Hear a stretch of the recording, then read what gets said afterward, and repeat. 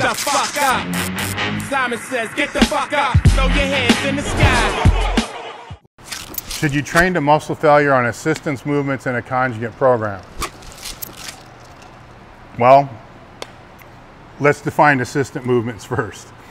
In a conjugate program, or a West Side program, as I'm going to keep tossing it back there, you have your main movement, which is the max effort work or the dynamic effort work. After that, you have what I would call a supplemental movement, which is something you're going to train more for strength.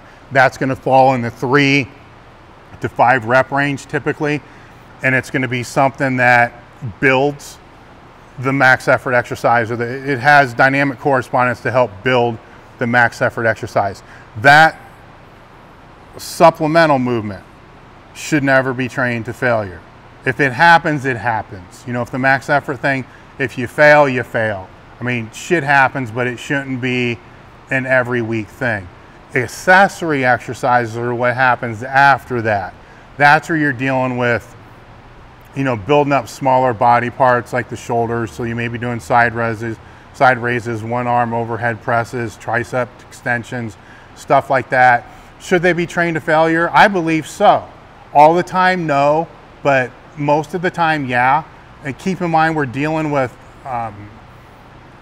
more isolated movements, smaller body parts that are easier to recover from, and also you're not going to be doing 4 tricep exercises like a bodybuilder would. You're going to do 1, at most maybe 2.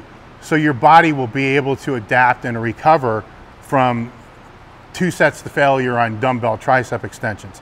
And if you can't recover from 2 sets to failure on dumbbell tricep extensions, then you're fucking out of shape.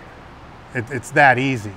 You know, the bigger question to ask with accessory movements is, do they have the purpose that's intended, or are you doing them for the reasons that you should be?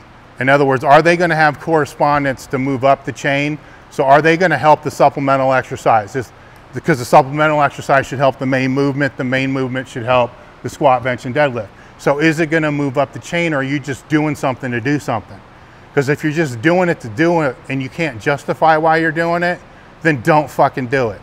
So that's where the problem, one of the problems begin when you're dealing with conjugate work, is there's like a backflow of too much shit being done at the bottom of the chain, which doesn't need to be done because there's no real correspondence for that.